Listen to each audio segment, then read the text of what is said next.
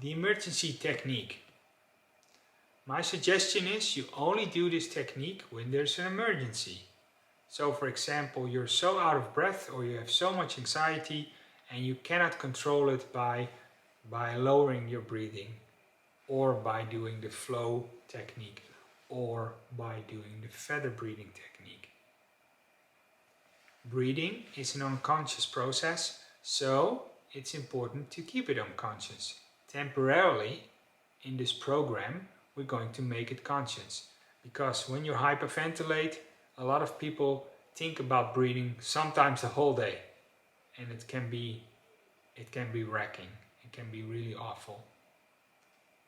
So in an emergency, I suggest you can count. But this is only, again, for an emergency. If you do not have emergency situations, I suggest you do this practice once or twice, but then let it go. Okay? If you really need it, understand also, sometimes the mind can really take over. And for example, when you're feeling anxious, anxiety, and you do the emergency breathing, still you don't feel more at ease. This can happen. And this can be also really difficult for the mind. Because then you go like, oh, not even this technique will help me. Am I going to die, or am I ever going to get rid of this problem, or whatever? Yes, by training, most of the times you will.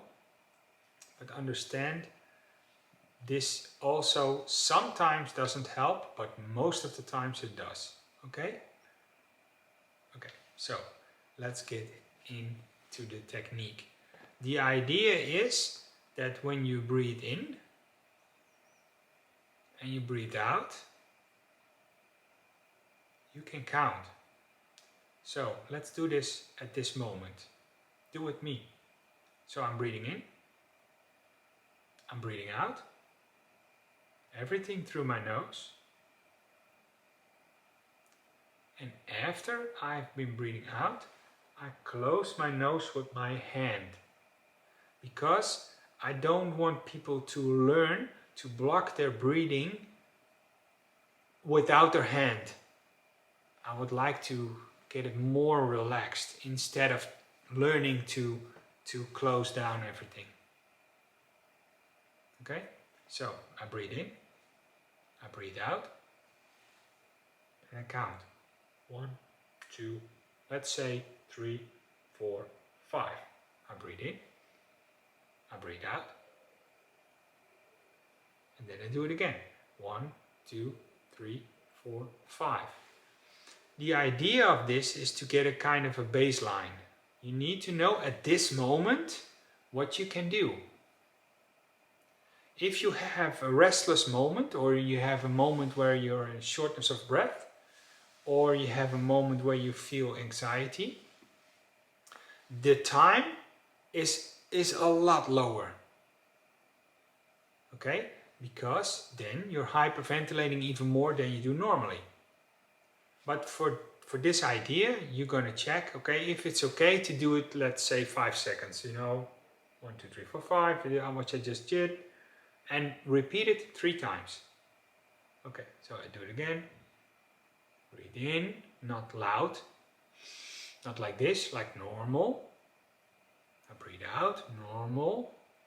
With every technique, remember, you're not going to breathe more than you did 30 seconds ago. A lot of people, when they're involved with breathing techniques, they just start to breathe loud.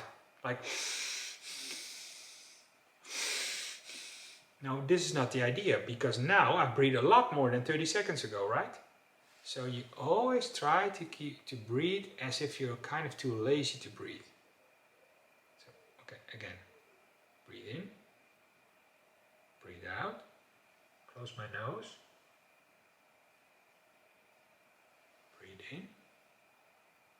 Breathe out, relaxed. Breathe in. Breathe out.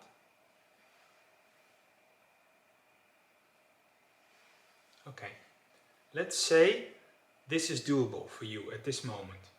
You can do 5 seconds. Then you move on to 6 seconds. Repeat it 3 times. if you can do this, move on to 7 seconds. Repeat 3 times. And my suggestion is try to move it up at least until 15 and try to get your max. And what's your max? Your max is that you're really out of breath. Let's say 13, 14, 15, 16. Whoa. 1, 2, 3, 4. Let's say 13, 14, 15, 16. Oh, I cannot take it longer. Okay. At that moment, 16 then is your max. Or 20 or 12. That's okay. In my experience, when it's below 10, you're still hyperventilating. So you need to make kind of a baseline where you understand and write down in your journal, there it goes again, your journal, what your emergency counting is when you're relaxed. You need to know that. Because, let's say for this example, 16 is your max. Okay? You cannot do more than 16 counts when you're relaxed on the couch, at home or whatever. And 16 is the max. Okay. Then there's a moment you feel really a shortness of breath, or you have anxiety, or you know, and you hear yourself breathing like this. Flow breathing. Okay. I breathe in. I breathe out. Oh.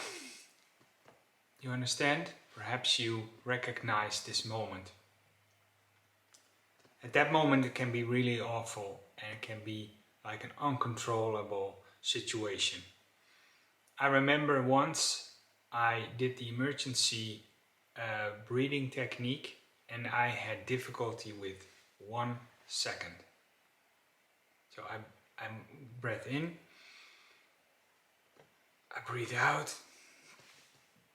1, oi, in, out, 1, oh, I hate my life, something like that. It was really awful.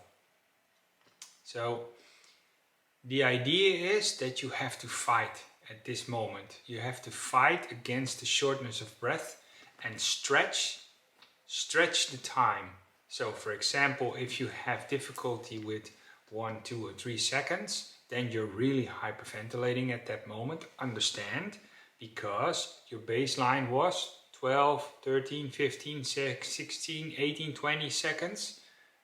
Okay?